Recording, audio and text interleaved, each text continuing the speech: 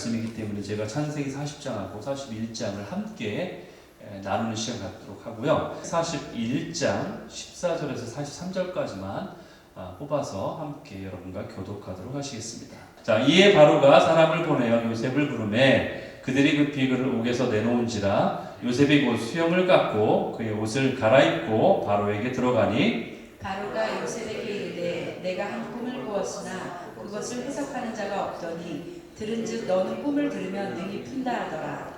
요셉이 바로에게 대답하여 이르되 내가 아니라 하나님께서 바로에게 편안한 대답을 하시리이다. 내가 바로에게 이르기를 하나님이 그가 하실 일을 바로에게 보이신다 함이 이것이라. 온 애굽 땅에 7해 큰 풍년이 있겠고 후에 7해 흉년이 들므로 애굽 땅에 있던 풍년을 다 잊어버리게 되고 이 땅이 그 기근으로 망하리니 후에 든 그 흉년이 너무 심함으로 이전 풍년을 이 땅에서 기억하지 못하게 되리이다. 바로께서 꿈을 2번 겹쳐 꾸신 것은 하나님이 이 일을 정하셨습니다. 하나님이 속히 행하시리니 이제 바로께서는 명철하고 지혜 있는 사람을 택하여 애굽 땅을 다스리게 하시고 바로께서는 또 이같이 행하사 나라 안에 감독관들을 두어 그 7해 풍년에 애굽 땅의 5분의 1을 거두되 그들로 장차 올 풍년의 모든 곡물을 거두고 그 곡물을 바로의 손에 돌려 양식을 위하여 각 성읍에 쌓아두게 하소서. 이와 같이 그 곡물을 이 땅에 저장하여 애굽 땅에 임할 7해 흉년에 대비하시면 땅이 이 흉년으로 말미암아 망하지 아니하리이다. 바로와 그의 모든 신하가 이 일을 좋게 여긴지라. 바로가 그의 신하들에게 이르되 이와 같이 하나님의 영에 감동된 사람을 우리가 어찌 찾을 수 있으리요 하고 요셉에게 이르되 하나님이 이 모든 것을 내게 보이셨으니 너와 같이 명철하고 지혜 있는 자가 없도다. 너는 내 집을 다스리라. 내 백성이 다 내 명령에 복종하리니 내가 너보다 높은 것은 내 왕좌뿐이니라. 바로가 또 요셉에게 이르되 내가 너를 애굽 온 땅의 총리가 되게 하노라 하고 자기의 인장 반지를 빼어 요셉의 손에 끼우고 그에게 세마파 옷을 입히고 금사슬을 목에 걸고 마지막 절입니다. 같이 읽습니다. 자기에게 있는 버금수레에 그를 태우매 무리가 그의 앞에서 소리 지르기를 엎드리라 하더라. 바로가 그에게 애굽 전국을 총리로 다스리게 하였더라. 아멘. 네, 창세기 40장 41장 이 말씀 가지고 함께 나눌 제목을요. 꿈은 이뤄내는 것이 아니라 내가 이뤄내는 것이 아니라 믿음 안에 주어지는 것이다. 이러한 제목으로 나누기 원합니다. 영어 제목 The dream is not achieved but given in faith 이러한 제목이에요. 자, 요셉의 이야기 지금 나누고 있는데 지금 총리가 되었던 상황까지 지금 나눴죠.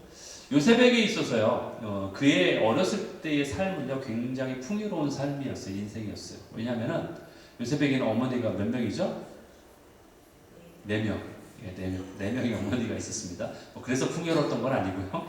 예, 4명의 어머니가 있었는데 요셉의 어머니는 누구냐면은 4명 중에 라헬이죠, 그렇죠? 라헬이에요. 그래서 라헬은 야곱이 가장 총애하고 가장 사랑하는 그런 아내죠, 그렇죠? 그리고 그렇기 때문에 이 라헬에게서 난 아들이 바로 요셉이기 때문에 요셉을 굉장히 총애를 했습니다. 편애를 한 거죠, 일종의. 그래서 13명의 자녀가 야곱에게 있었는데 그 중에 12번째로 태어난 자녀가 바로 이 요셉이에요. 그러니까 거의 뭐 막내나 다름없죠, 그렇죠? 그리고 마지막 막내가 태어나기 전까지는 막내로서 결국 자랐다는 얘기이기 때문에 굉장한 사랑을 독차지한 그러한 자가 바로 요셉입니다. 그리고 보니까 오늘 말씀을 보니까 채색옷을 입었다. 뭐 이런 말이 나오잖아요. 채색옷을 입었다. 채색옷이라는 것은 어느 정도로 그 집안에서 사랑을 독차지하고 있는지를 우리에게 보여주고 있어요. 그래서 이것이 바로 이러한 그 아버지 야곱의 이런 행동을 통해서 오히려 그 다른 형들의 미움을 받는 그런 이유가 됐다라는 거죠. 창세기 37장 3절 4절에 보면 여기 나와 있죠. 요셉은 노년에 얻은 아들이므로 막내란 얘기죠. 이스라엘이 그 여러 아들들보다 그를 더 사랑함으로 그를 위하여 채색 옷을 지어서 입혔다. 그렇죠? 그러니까 그의 형들이 그 아버지가 형들보다 더 그를 요셉을 사랑하는 것을 보고서 미워했다. 그래서 그에게 좋게 말할 수 없었다. 편안하게 말할 수 없었다. 좋게 대할 수 없었다. 그 얘기죠. 그렇다면 이 채색옷이 무엇인가? 이 채색옷이라는 말을 들을 때 우리가 생각하는 것은 색깔이 알록달록한 옷이겠구나라고 생각하는데, 그런데 사실은 채색옷이라는 번역은요 잘못 번역이 됐다고 해요. 그래서 히브리어, 원래 구약 히브리어로 되어 있는 성경이잖아요. 근데 이 히브리어를, 구약 성경이 히브리어로 되어 있는데 이것을 헬라어로 번역한 성경이 있어요. 70인역이라고 하는데 이것을 헬라어로 몽땅 번역한 이 70인역의 영향을 받아서 그것을 번역하다 보니까 채색옷이라고 표현을 한 것뿐이에요. 그래서 채색옷이라는 말보다는 특별한 옷이라고 보는 게 맞아요. 특별한 옷. 예, 그러니까 이것은 뭐냐면 당시 유대인들은요 우리가 옷을 입을 때 칠보 알죠? 칠보. 제가 지금 이렇게 긴 옷이 아니라 칠보로 된 옷을 입었어요. 그래서 짧은 칠보로 된 소매를 가지고 있는 옷을 보통 입고 사는데, 그런데 예외적인 사람들이 있었는데 그 중에 누구냐? 바로 사회적으로 지위가 있는 자들 또는 특별한 그런 부자들, 뭐 이런 사람들은요 이 손바닥까지 내려오는 긴 소매를 가진 옷을 입었다고 해요. 그게 바로 특별한 옷, 바로 채색옷이라는 거예요. 그런 옷을 바로 요셉에게도 입혔다는 거죠. 예. 그리고 그 옷은 당연히 옷감이 좋은 옷이겠죠. 다른 일반적인 옷과 다른. 그래서 그러한 옷을 입혔다는 거예요. 이 얘기는 뭐냐? 야곱이 요셉을 더 그렇게 더 사랑했다라는 의미도 맞지만 또 어떤 의미가 있냐면은 자신의 앞으로 자신의 후계자로 삼을 자다라고 이렇게 일종의 점 찍어놓은 일종의 그런 의미를 가지고 있다는 거죠. 그렇기 때문에 이 야곱의 다른 아들들이 요셉을 굉장히 질투하고 미워했다는 거예요. 이처럼 요셉은요 아버지로부터 모든 사랑을 독차지한 어떤 왕자처럼 그렇게 행복하게 살았다는 거죠. 그래서 어느 누구 하나 무서울 것도 없고 어느 것 하나 부러울 것 없이 그런 삶을 살았던 것이 바로 요셉이라는 거예요.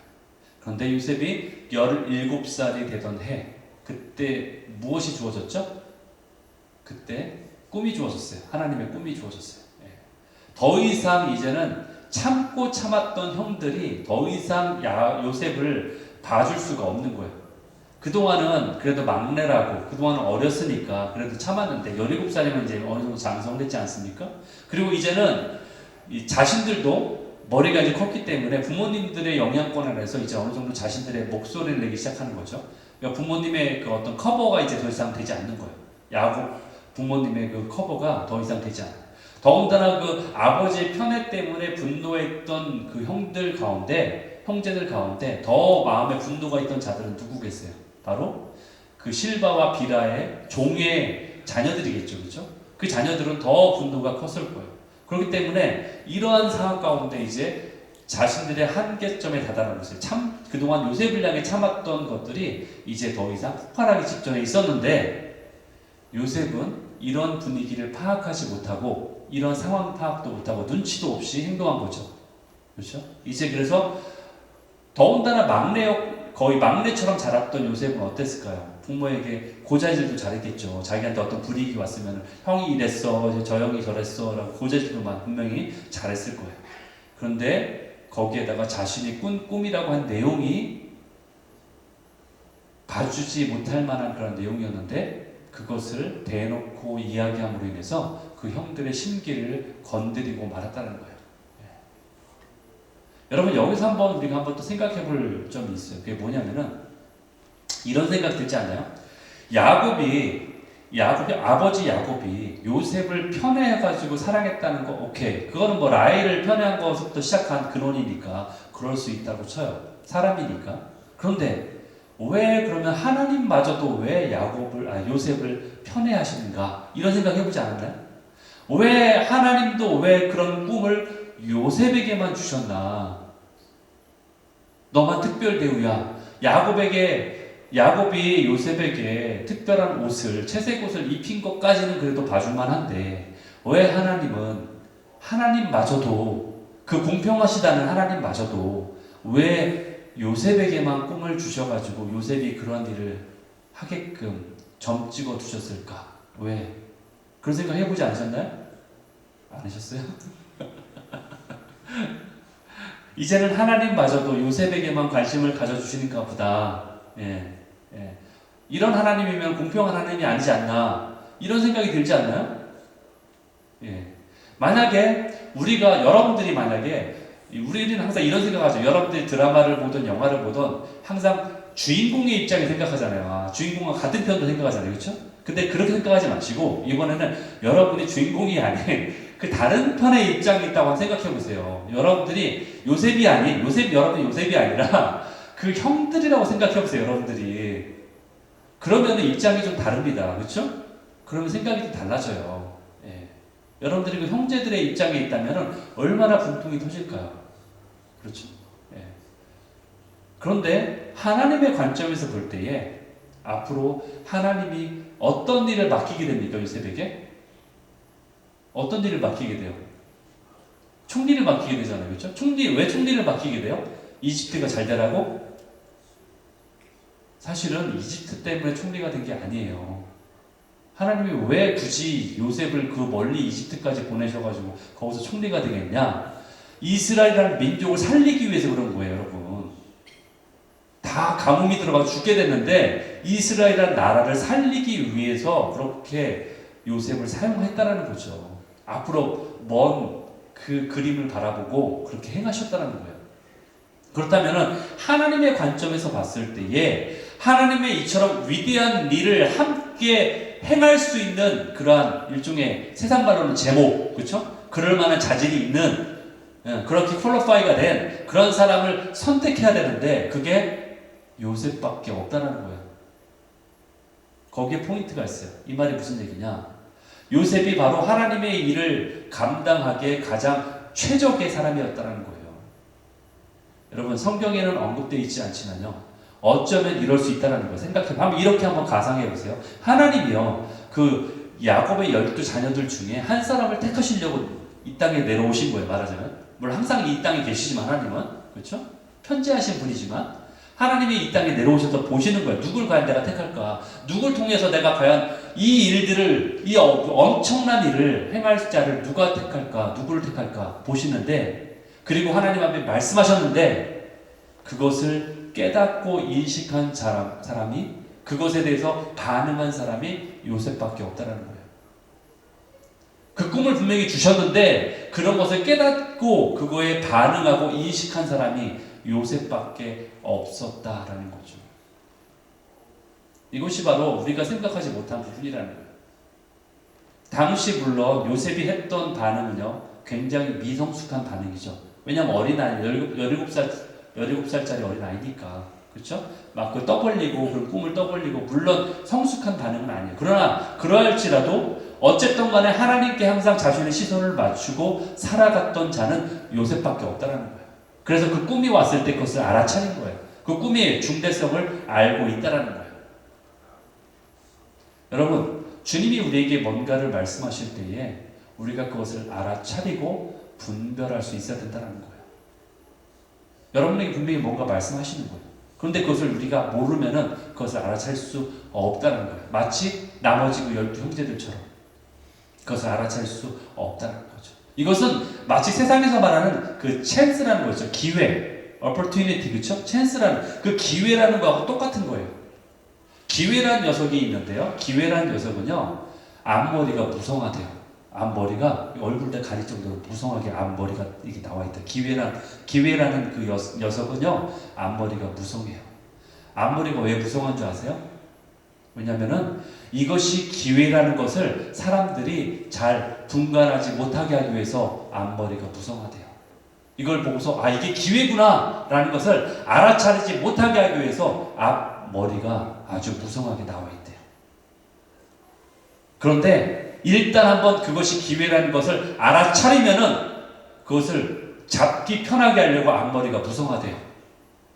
이게 기회구나 라고 알아차리는 사람에게는 그것을 잡기 편하게 하기 위해서 앞머리가 무성하다는 거예요. 특이하죠, 그렇죠? 근데 기회란 녀석, 이 녀석의 기회란 놈의 뒷머리는 대머리래요. 근데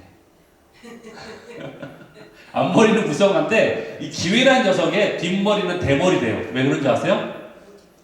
일단 기회가 지나가 버리면은 나중에 그것을 잡으려고 아무리 노력해도 아무리 해도 잡을 수가 없다라는 거예요. 그게 바로 기회라는 녀석이에요.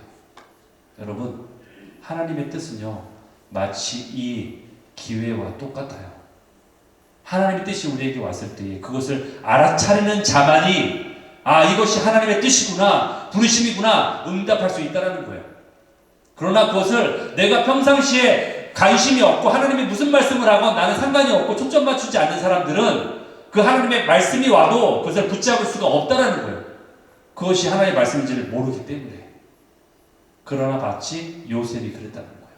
하나님의 말씀하실 때에 하나님이 말씀하시는구나 라는 것을 알았다는 거예요. 왜? 그가 하나님과 평상시에 초점을 맞추고 살았기 때문에 그것을 분별할 수 있다는 거예요. 그것을 디스선할 수 있다는 거예요. 그렇기 때문에 우리는요, 하나님과의 관계 안에서, 주님과의 관계 안에서 늘 하나님께 초점을 맞추는 삶을 살아야 된다는 거예요. 평상시에도. 우리가 기도할 때, 우리가 이처럼 예배할 때, 또 하나님 앞에 나아갈 때에 가장 먼저 해야 될 것은 그래서 뭐예요? 하나님께 초점 맞추는 거. 하나님께 집중하는 거. 예배할 때도 오직 예수 찬양하면서도 우리 입술로만 이거 왜 모르는 찬양하는 거야 뭐 이런 게 아니라 찬양하면서도 이 노래 참 좋다 어떤 음악에만 신경 쓰는 게 아니라 주님께 초점 맞추는 거. 예배 가운데 주님께 초점 맞추는 거. 이것이 바로 우리가 해야 될 일이죠. 여러분, 제가 주일을 위해서 가능하면 토요일에는 다른 것에 정신을 빼앗기지 않으려고 노력을 합니다. 그런데 만약에 그렇게 못했을 때는요, 그 결과가 주일에 저에게도 나타나요. 저도 힘들어요, 예배 드릴 때. 심지어는 목회자인 저도 그렇다는 거예요. 하물며 여러분들은 어떨까요? 그렇죠? 여러분들도 그렇게 주일에는 특별히 하나님께 초점 맞추기 위해서 우리의 모든 것을 하나님께 초점 맞추기를 노력해야 된다는 거예요. 그런데 심지어 어떤 자들은 어때요?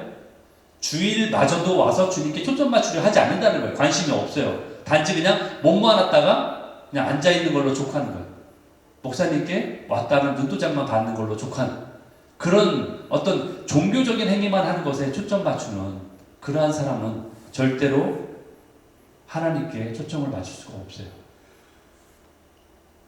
물론 이러한 연약한 모습도 하나님은 받아주십니다. 그렇죠? 이러한 연약한 모습도 하나님은 귀하게 받아주세요. 그러나 그러한 사람은 하나님의 임재의 깊이를 경험할 수 없다는 거예요. 깊이 있는 그런 예배 가운데 나갈 수가 없다는 거예요. 예배라는 것은 뭐예요? 예배라는 것은요, 하나님을 찬양하는 거죠. 그렇죠? 하나님께 영광 돌리는 거예요. 그럼 무엇을 영광 돌리겠습니까? 하나님께. 하나님이 어떠한 분인지에 대해서 내가 동의하는 거예요. 어그리하는 거예요. 하나님, 예, 그렇습니다. 당신은 이러한 분이십니다. 그런 분이 맞습니다. 여기 동의하는 거예요. 그게 예배예요. 하나님께 동의하는 게 예배인데, 만약에 하나님의 어떠하심을 내가 모른다면은 어떻게 동의를 할 수 있어요?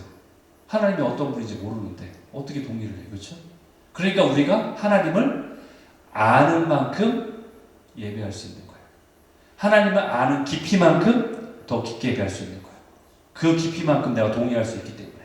그래서 우리가 뭐라고 해요? 하나님의 그 사랑의 넓이와 높이와 길이와 깊이가 어떠한지를 알게 달라고 그래서 우리가 기도하는 거 아닙니까? 그만큼 우리가 더 깊게 예배할 수 있기 때문에, 더 가까이 주님과 가까이 갈 수 있기 때문에.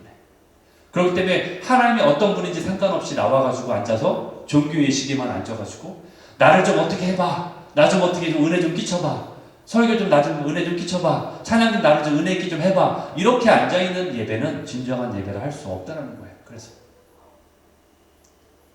여러분, 그렇기 때문에 우리는 한순간도 주님의 시선에서 놓치면 안 돼요.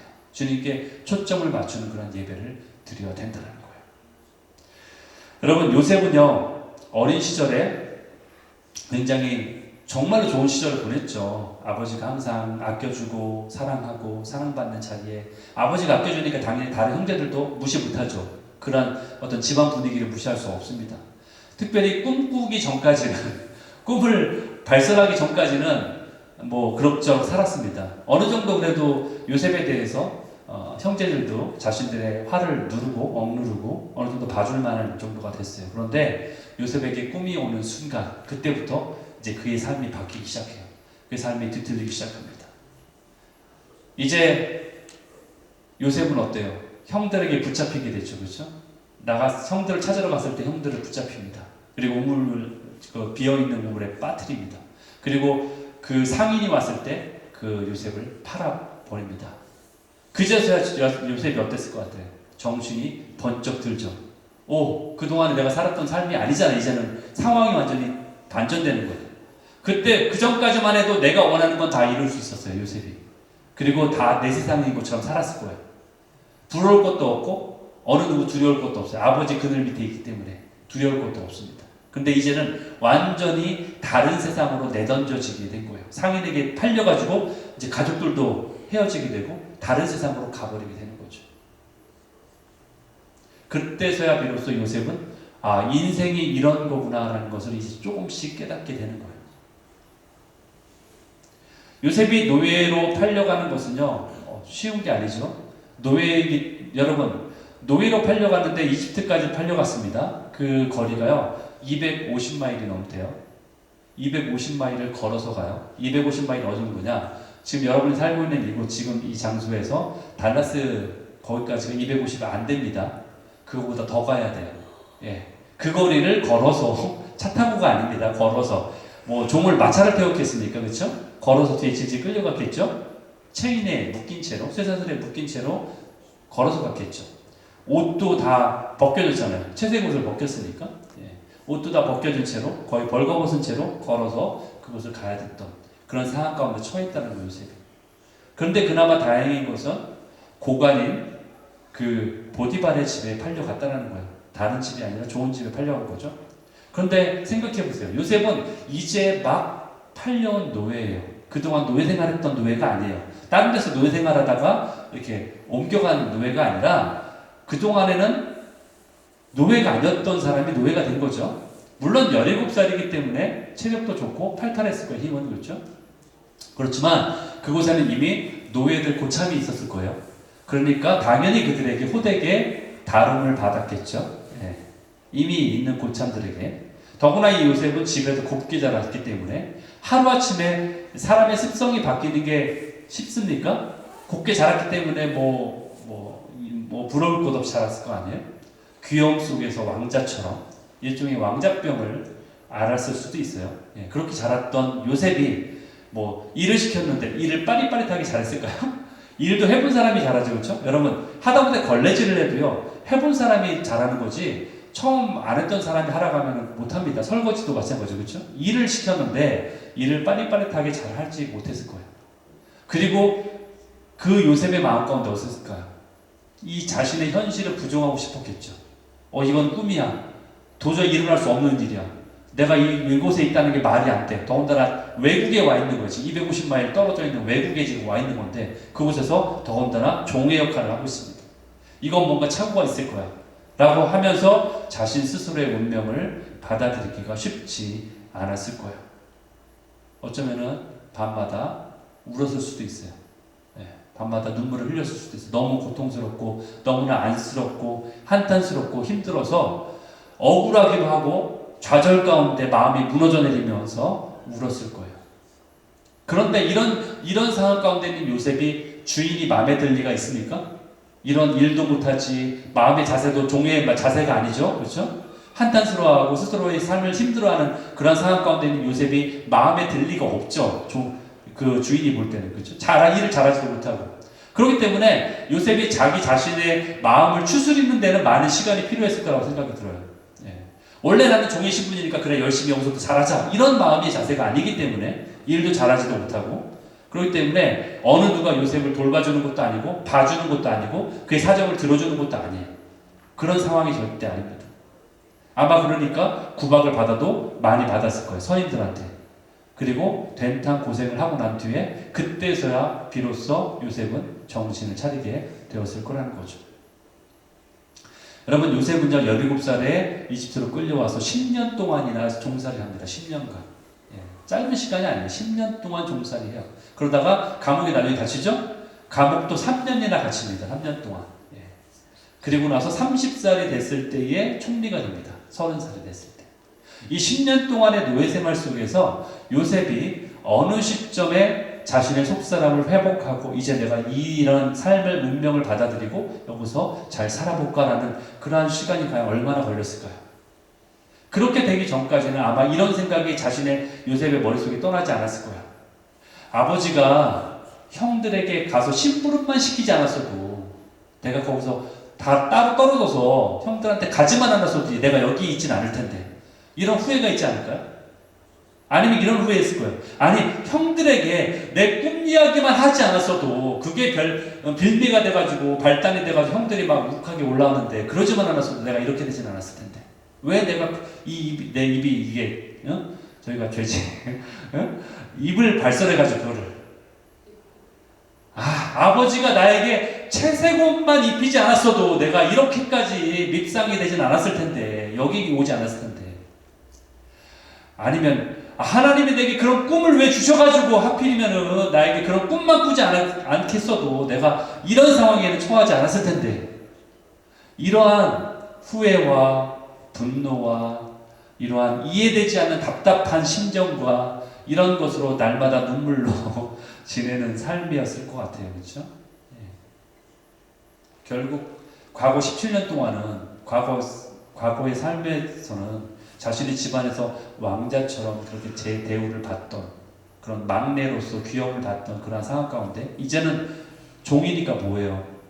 물건처럼 사고 팔잖아요. 종은 물건 취급하는 거죠. 완전히 짐승 취급하잖아요. 그러한 자리로 완전히 나락으로 떨어진 상황 가운데 하나님께 과연 감사가 나올 수 있었을까요? 요셉이? 저는 처음에는 그렇지 못했을 거라고 생각해요. 성경에 나온 인물이라고 당연히 이 사람은 당연히 그럴 거라고 생각하는 것은 우리의 오산입니다, 여러분. 아마 그런 상황 가운데 서 있을 때 이렇게 고백했을까요? 주님, 이건 정말로 저에게 필요했던 시간이군요. 이렇게 연단의 시간을 저에게 주시니 너무 감사합니다, 주님. 저에게는 이런 시간이 정말 필요했습니다. 이렇게 기도했을까요? 이렇게 감사했을까요? 아닐 거라고 생각해요. 요셉도 그러지 않았을 거예요. 그렇다면 과연 이러한 일련의 사건들을 통해서 어떻게 이것을 하나님의 뜻으로 받아들이고 순응하고 언제쯤 이런 일이 살았을까? 그것은 여러분 내 생각이 바뀌고 내 마음이 바뀌고 내 행동이 바뀌는 것은요 나의 힘이나 내 의지나 내 생각으로 되는 게 아닙니다. 내 삶 가운데 그렇게 살아오지 않은 사람은요 그렇게 되는 거 쉽지 않습니다. 여기에는 결국 하나님의 개입이 있었다는 거예요. 하나님이 요셉과 함께 하셔서 그를 만지시고 그 요셉 가운데 역사하신 일이 있었기 때문에 요셉이 이렇게 바뀌는 일이 있었다라는 거예요. 요셉 혼자의 힘으로 스스로가 의지가 강하거나 또는 혼자 그래 이제 잘 살아봐야지 그래도 이 역경을 고난을 이기고 내가 잘 살아봐야지 이런 결심을 하게 된 것은 요셉 혼자의 힘으로는 될 수 없었다는 거예요. 어떤 방법이든 하나님이 분명히 그에게 다시 꿈으로든 아니면 계시로든 환상이로든 하나님의 어떤 개입하심이 분명히 있었다는 거예요. 그래서 우리가 어떻게 할 수 있냐? 왜냐하면 요셉이 그동안 왕자처럼 생활했던 그의 삶의 모습을 통해서는 결코 나올 수 없는 그런 삶의 자세가 요셉에게 보이기 때문에 그것이 바로 증거예요. 요셉이 하나님으로 인해 변했다는 증거가 바로 거기에 있다는 거예요. 그의 과거의 삶을 봐서는 결단코 요셉의 삶 가운데 그러한 모습이 나올 만한 어떤 구석도 찾을 수 없기 때문이에요. 하나님의 나라를 경험한 사람만이 변화를 얻을 수 있습니다. 하나님의 나라를 경험하고 그 하나님이 우리 안에 경험되어질 때에 우리가 변화가 일어날 수 있다는 거예요. 우리 안에 내적 변화가 시작이 되면요, 그 내적인 변화는 결국 외적인 변화로 나타나게 되어 있습니다. 그것이 바로 요셉의 모습이에요. 결국 그렇게 주인의 눈에 들게 되는 거예요, 요셉은. 그래서 보디발은 자신의 집의 모든 것을 요셉에게 맡기게 되죠. 이것은요, 하나님의 꿈을 부여잡고 신실함으로 열심히 일했기에 가능했던 것이고, 또 고난을 통해 하나님을 알고 하나님이 자신에게 무엇을 말씀하시는지를 알았기 때문에 그가 그 안에 자라났던 모습이에요.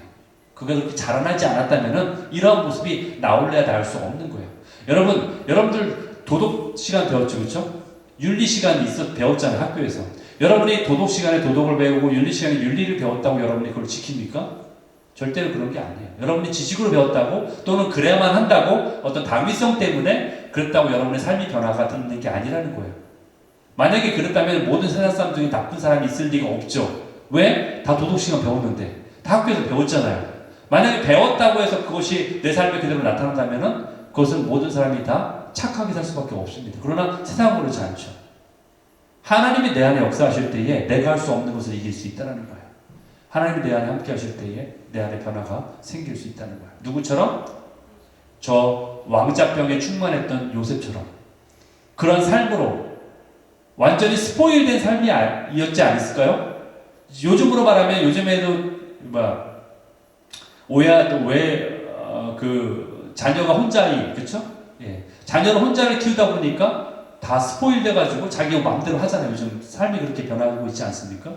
마치 요셉이 그러한 삶의 모습과 같은 결과로 나타날 수 있었음에도 불구하고 어느 누구도 요셉을 사용할 수 없는 그런 자였어요. 그 당시의 상황은 왕자병에 충만했던 그 요셉의 모습은요, 그 어느 누구도 그 요셉을 사용할 수 없는 그런 자였는데, 그래서 어떠한 자리에서도 작은 일도 감당할 수 없었던 그 미약하고 연약투성이었던 그러한 자가 하나님이 요셉을 한 나라의 총리로 사용하기 위해서 그토록 고난을 통해서 그를 훈련시킨 거예요.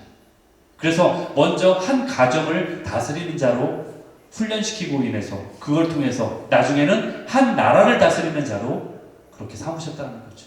그것이 바로 하나님이 하신 훈련의 내용이라는 거예요. 여러분, 자신의 목적을 이루려고 왕으로 군림하며 왕자처럼 살았던 요셉. 그래서 다른 사람에게 상처는 주지만 그것이 상처인 줄도 모르고 아무런 죄의식도 인식도 없이 살았던 것이 바로 요셉이었어요. 그래서 자신들의 형들이 어떤 아픔 가운데 있는지 돌아볼 이유도 없어요. 돌아볼 여유도 없고 다른 사람이 보이지 않는 거죠. 오로지 자신이 이루는 거에만 충실했기 때문에 자신의 그 꿈에 대해서도 아무 생각 없이 그냥 발설할 수 있는 것이 바로 요셉이었다는 거예요. 다른 사람의 아픔에 대해서는 전혀 관심이 없어요. 왜? 다른 사람이 눈에 들어오지 않기 때문에. 오로지 자신만 들어오는 삶을 살았던 것이 요셉이었어요. 그렇죠? 다른 사람을 배려하거나 그 사람의 입장을 생각하거나 이해하는 이해력이 없었다는 거죠. 그런데 하나님을 만나면서 이제 또한 고난을 통해서 이제 다른 사람이 눈에 보이기 시작하는 거죠. 다른 사람이 눈에 보이기 시작하는 거예요. 아, 저 사람의 입장에서는 이럴 수 있겠구나. 저 사람은 이런 고통이 있겠구나. 라는 것이 이제 이해가 된다는 거예요. 여러분, 이것은 바로 하나님을 만난 사람이 이룰 수 있는 일이에요. 하나님을 만난 사람은요, 누구를 알 수 있어요? 하나님을 만난 사람은요, 나 자신을 알 수 있어요. 내가 누구인지, 정말로 누구인지. 하나님을 만난 사람은요, 자신의 부르심의 소망을 정확히 알 수 있어요. 하나님이 왜 나를 부르셨는지 자신에 대한 정체성을 분명히 알 수 있다는 거예요. 그리고 자신의 부르심을 깨닫기 때문에 다른 사람의 부르심에 대해서도 이해할 수 있게 되는 거예요. 그렇기 때문에 다른 사람을 존중할 수 있게 되는 거예요. 나를 정확히 아는 사람은요, 다른 사람을 정확히 알 수 있게 돼요. 하나님을 만난 사람이 바로 그와 같다는 거예요. 그래서 요셉은 자신이 하나님의 기업이 된다는 사실을 이제 알게 됩니다. 자신이 하나님의 기업이 된다라는 사실을 알게 돼요. 하나님이 요셉에게 부어주시는 복을 통해서 자신이, 여러분, 요셉이 하나님의 기업이 된다는 게 무슨 말이에요? 요셉이 하나님의 복의 통로가 된다는 얘기예요. 하나님의 기업이 된다는 얘기는, 여러분, 요즘에 기업이 뭐가 있어요? 유명한 기업이 뭐가 있어요? 한국의 유명한 기업이 뭐예요? 제1기업이 삼성이죠, 그렇죠? 요셉이 삼성이 된다는 얘기예요. 제가 쉽게 얘기하면 이 얘기예요. 여러분들 기업이 된다는 얘기가 무슨 말인지 못 알아듣으시면은, 요셉이 하나님의 기업이 된다는 얘기는 하나님의 축복의 통로가 된다는 거예요. 즉 요셉 자체가 복이 된다는 거죠. 그렇기 때문에 요셉이 형통함을 입는다고 표현되어 있잖아요. 그렇죠? 성경에는. 그렇기 때문에 요셉이 복의 통로가 되기 때문에 요셉을 통해서 그가 다스리는 한 가정이, 보디발의 집이 풍요를 얻게 되고 부하게 되고, 요셉이 축복의 통로가 되기 때문에 요셉이 다스리는 총리가 된 이 이집트 나라가 그를 통해서 불을 경험하게 되고 풍요를 경험하게 되고 그를 통해서 또한 모든 열방이 또한 살림을 당하는 그러한 살림을 얻는 그러한 일을 겪게 된다는 거예요. 이것이 바로 요셉을 통해서 형통함을 함께 누리는 자의 바로 축복이라는 거죠. 그렇기 때문에 제가 하나님의 은혜를 경험하니까 저를 통해서 여러분이 형통하게 될 수 있는 거예요. 여러분 각자가 하나님의 은혜를 누리니까 여러분 각자를 통해서 여러분 옆에 있는 성도님들이 축복을 누리게 되는 거예요. 이게 바로 하나님의 원리라는 거예요. 그렇기 때문에 여러분이 하나님의 기업이 되는 거예요. 이것이 바로 하나님의 기업이 된다는 뜻이에요. 요셉이 바로 하나님의 기업이 되었다는 것을 알았다는 거예요. 그래서 내가 이러한 역경 가운데 고난 가운데 종으로 팔려왔지만 내가 하나님의 기업이 되는 역할이 나에게 주어진 것이구나. 이것이 하나님의 꿈이구나 라는 것을 깨닫게 된다는 거예요. 무엇을 통해서요? 고난을 통해서. 고난 가운데 또한 함께 하시는 하나님을 통해서 그것을 알게 된다는 거예요. 여러분은 하나님의 기업이 되십니다. 아멘. 이로 인해서 여러분의 가정과 여러분이 속한 곳의 모든 사람들도 또한 하나님의 기업이 되시기를 축원합니다. 그러기 위해서는 내 안에 하나님의 나라가 발견돼야 돼요. 내 안에 하나님의 나라가 발견돼야 돼요. 그래야지 내 안에 부르심이 무엇인지 알 수 있어요. 그리고 내 안에 하나님의 나라가 회복돼야 돼요. 그리고 내 안에 하나님의 나라가 점점 자라가야 돼요. 확장돼야 돼요. 그래서 내 안에 있었던 돌짝밭 같은 그런 영역들, 그리고 내 안에 있는 가시떨기밭 같은 영역들, 그리고 심지어는 길가와 같은 영역까지도 좋은 밭으로 하나님의 나라로 확장되어 가야 된다는 거예요. 그것이 바로 내가 주님 안에 자라난다는 거예요. 성장한다는 거예요. 그것이 바로 성화의 과정이죠. 그렇죠? 내가 주님 안에 자라나는 거예요. 여러분, 아브라함의 하나님이라고 부르죠. 우리가 아브라함의 하나님, 이삭의 하나님, 야곱의 하나님, 그리고 이제는 요셉이 만난 요셉의 하나님으로 만나주신 거예요. 결국 요셉은 자신 안에 하나님을 발견한 거예요. 그래서 자신 안에 발견한 나의 하나님이라고 말할 수 있는 그 하나님을 만나게 된 거예요. 그리고 동일하게 그 하나님 안에 있는 내가 발견되는 거예요. 요한복음 15장 7절에 이런 말씀이 있죠. 너희가 내 안에 거하고 내가 내 말이 너희 안에 거하며, 이게 조건이에요. 이게 바로 요셉이 발견한 거예요. 하나님이 내 안에 거하시는구나. 발견하는 거예요.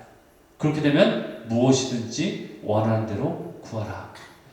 그래야만 다 이루리라. 그렇죠? 이것은요 요술램프가 아닙니다. 진이가 나오는 그 요술램프를 얘기하는 게 아니에요. 이건 기복신앙이 아니에요. 무엇인지 원하는 대로 구하라. 다 이루리라. 왜 그런 줄 아세요? 그 앞에 말이 전제가 되기 때문에. 왜? 내 말이 너희 안에 거하니까 결국 우리가 구하는 것이 주님의 뜻이기 때문에 당연히 그것이 이루어진다는 얘기예요. 그것을 설명하는 거예요. 바로 이것은 하나님과 내가 연합한다는 얘기, 하나가 된다, 그 뜻이에요. 갈라디아서 2장 20절, 내가 그리스도와 함께 십자가에 못 박혔나니 그런즉 이제는 내가 사는 것이 아니요 오직 내 안에 그리스도께서 사시는 것이다. 이제 내가 비록 육체 가운데 살지만 이것은 나를 위하여 나를 자기 자신을 버리신 하나님의 아들을 믿는 그 믿음 안에 사는 것이다. 그 하나님과 연합할 때에 내 안에 하나님이 사시는 거예요. 이것이 바로 요셉을 통해 보여주신 하나님의 은혜입니다. 여러분, 예수님은요 마태복음 16장에서 이런 질문을 제자들에게 하셨어요. 다른 사람들이 나를 누구라 하느냐? 이 질문 들어보셨죠? 나를 누구라 여기느냐, 나를 누구라 부르느냐. 그러니까 제자들이 이렇게 얘기해요. 어떤 이는 엘리야라고 말합니다. 어떤 사람은 예레미야라고 말합니다. 어떤 사람은 선지자 중 한 사람이라고 그렇게들 알고 있습니다. 또 침례 요한이 살아났다, 죽었다는 그 죽은 침례 요한이 살아났다라고 말하는 사람도 있습니다. 그러자 예수님이 다시 그럼 이렇게 질문하죠. 이번에는 단도직입적으로, 그러면 너희는 나를 뭐라고 인식하느냐. 굉장히 갑자기 기습적인 질문을 합니다. 다른 사람들은 그렇게 이해한다고 쳐. 그러면 너희는 나를 어떻게 인식하고 있느냐? 그러니까 성미급한 베드로가 가장 먼저 대답을 하죠. 뭐라고 해요? 주는 그리스도시요 살아계신 하나님의 아들이십니다. 그렇죠? 정답을 얘기했어요. 맞아요. 우리도 이런 고백을 하지 않습니까? 여러분도 고백하시지 않습니까? 주는 그리스도시요 살아계신 하나님의 아들입니다. 이걸 모르는 사람이 없어요. 왜? 왜냐하면 이 계시는요 모든 크리스찬들이 알려진 계시예요. 그렇죠? 예수님이 온 이후로 모든 크리스찬들에게 알려진 계시예요. 이것을 지식적으로도 알고 있어요. 그런데 예수님은요 더 깊은 곳으로, 더 깊은 차원으로 제자들을 이끌어 가기를 원하세요. 그래서 이렇게 얘기하세요. 너희가 내가 누구인지 알고 있다면 다행이다. 오케이, 알았다면 이제 내가 너희들이 더 알기 원하는 것이 있는데 그것은 바로 내가 십자가에 죽는 거야. 그리고 내가 다시 부활할 거야. 이렇게 말씀하세요. 이렇게 예수님이 십자가에 죽는 걸 말씀하시니까 베드로가 어떻게 하세요? 베드로가 어떻게 합니까? 마태복음 16장 22절 주여 그리 마옵소서 이 일이 결코 주님께 미치지 않을 것입니다 라고 하는데 이것이 뭐라고 하냐면은 그 성경 ESV 버전을 보면요 리뷰했다, 꾸짖었다, 영어로 리뷰하다, 꾸짖었다라고 나와요. 심지어 제자인 이 베드로가 예수님을 꾸짖었대요. 말이 되는 소리 하고 있냐고 지금 죽는 게 말이 되냐고, 뭔 소리 하시냐고 지금, 메시아가 왜 죽냐고 하면서 꾸짖는 거예요 지금. 여러분 우리도 이럴 때가 있다라는 걸 생각을 해봐요. 우리도 기도하면서 주님을 꾸짖어요. 주님 이렇게 되는 게 말이 됩니까? 이렇게 하는 게 말이 되는 거라고 생각하세요? 일 처리를 왜 이딴 식으로 하십니까? 라고 꾸짖어요 주님을. 여러분이 상상하는 것처럼 주님을 가르쳐요. 가르쳐드리는 거죠 우리가. 그럴 때가 있지 않습니까? 그러면서 내가 원하는 걸 주님께 강요해요. 이게 정답이에요. 이게 바로 베드로와 똑같은 우리의 모습이지 않나요?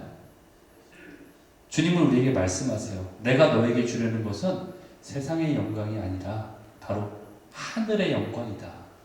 하늘의 영광이다. 이게 바로 하나님 나라의 본질이다. 마태복음 16장 27절 28절에 보면 이런 말씀이 있어요. 그때가 되면 인자가 무엇을 가지고? 아버지의 영광으로 오시는 거예요. 세상의 영광이 아니라. 그리고 인자가 그 왕권을 가지고 오는 것을 볼 것이다. 예. 그 하나님의 왕권, 바로 하늘의 영광을 말하는 거예요. 하나님 나라의 본질을 말하는 거예요. 주님이 원하시는 이 하나님의 나라에는 별로 관심이 없습니다. 우리가. 그래서 이 제자들이 어떻게 했느냐? 그래서 제자들이 그러한 상황 가운데 있기 때문에 주님은 그래서 어떻게 해요? 마태복음 17장 그 다음에 이어지는 장인데 거기에 보면은 변화산에서 영광을 제자들에게 보여주세요. 변화산의 영광을 체험하도록 하신다는 얘기예요. 이게 뭐냐? 아직 그들이 하나님의 영광이 무엇인지를 모르기 때문에 실제적으로 그 영광이 뭔지를 체험할 수 있도록 변화산을 통해서 보여줬다는 거예요. 예.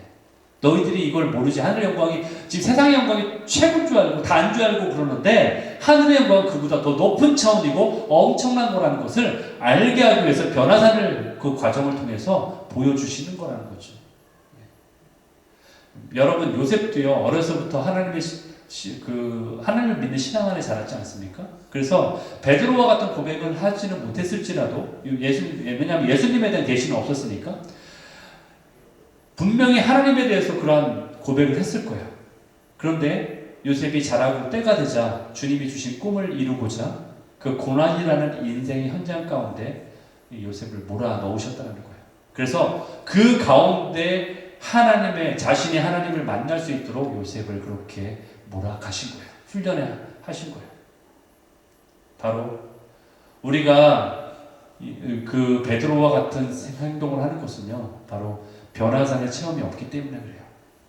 주님의 영광이 무엇인지에 대한 진정한 체험이 없기 때문에 우리가 베드로와 같은 그런 행동을 하고 살고 있다는 거예요.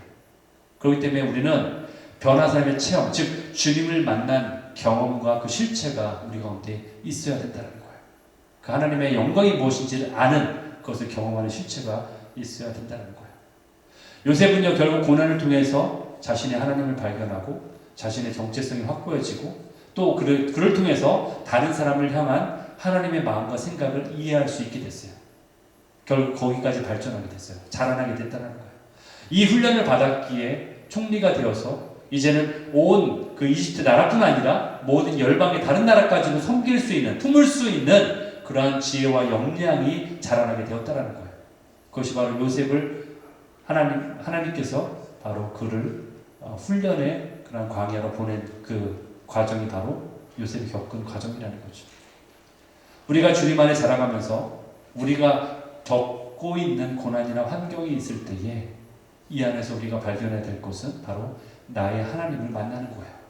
요셉이 만났던 것처럼 단지 그 고난과 역경과 그 환경을 탓하고 그 안에서 우리가 방황하는 것이 아니라 나의 하나님을 만나셔야 돼요. 그때만이 주님이 주시는 그 부르심을 내가 깨달을 수 있게 돼요. 그때 바로 나의 부르심이 무엇인지를 알게 되고 그 부르심을 알 때에 다른 사람의 부르심을 우리가 인정할 수 있고 존중할 수 있게 된다는 거예요.